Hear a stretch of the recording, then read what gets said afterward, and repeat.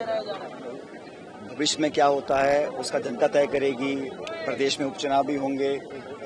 मैं तो उतना ही कहता हूं कि हम सब लोग जो मुझको जानते हैं, हमारी राजनीति को जानते हैं, हमने हमेशा मर्यादा और संयम इनकी सीमाओं को कभी पार नहीं किया है। और हमारे बड़े से बड़े विरोधी भी इस बात को कहेंगे कि राजनीति मुद्दों की हो, सिद्धांत की हो।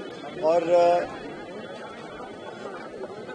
हम लोग चाहते हैं कि राजस्थान की जो पुरानी परंपरा है, यहाँ पर अतिथि देवो भव, यहाँ जो भी आएगा उसका स्वागत है। अपनी बात को रखें, पूरा अधिकार है, बात बोलनी भी चाहिए। लेकिन मैंने हमेशा संयमित और मर्यादापूर्ण भाषा का प्रयोग किया है, हमेशा से, और आगे भी करता रहूंगा। तो मैंने बहुत गर्व के साथ कहा, राजस्थान महाराणा प्रताप की साहस, राणा सांगा के शौर्य, महाराणा सूरजमल के संघर्ष, अन्नाधाई के त्याग, मीरा के समर्पण,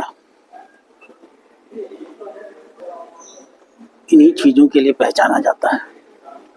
पूरे देश में राजस्थान की एक अलग छवि है। पूरी तरह राष्ट्रवादी, पूरी तरह ईमानदार और पूरी तरह सैद्धांतिक जीने वाले लोग जो होते हैं वो राजस्थानी होते हैं। ऐसी कल्पना पूरे देश में है। कल रात जो हुआ वो बहुत दुखी करने वाला था। मुझे आश्चर्य हुआ।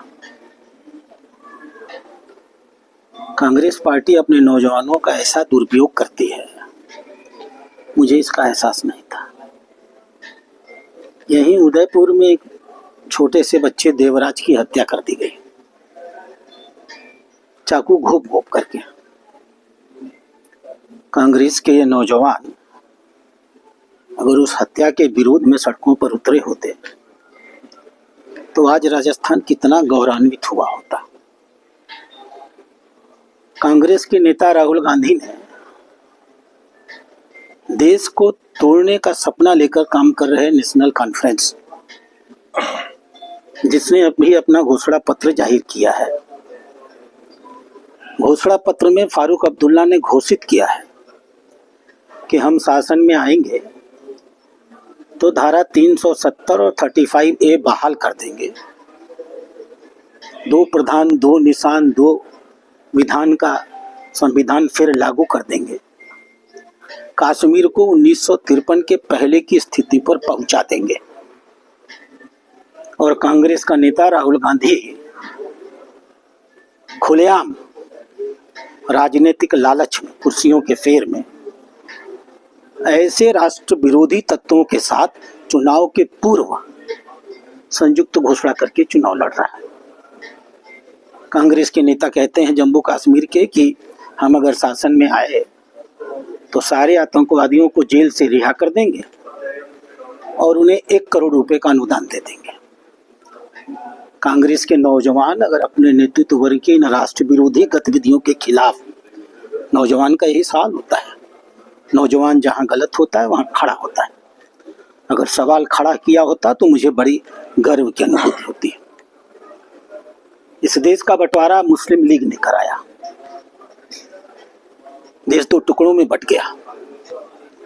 और राहुल गांधी ने केरल का चुनाव जीतने के लिए वायनाड से, चूंकि वहां की 65% जनता मुस्लिम बहुल है, मुस्लिम बहुल सीट से चुनाव जीतने के लिए मुस्लिम लीग से समझौता कर लिया, देश को बांटने वालों से। अगर कांग्रेस के नौजवान अपनी पार्टी में अपने नेतृत्व से इन राष्ट्र विरोधी गतिविधियों के बारे में पूछ रहे होते तो हम इन नौजवानों के पीछे कदम से कदम मिला करके चल रहे होते। बांग्लादेश में हजारों की संख्या में हिंदुओं का कत्लेआम हो गया। पूरा देश व्याकुल है।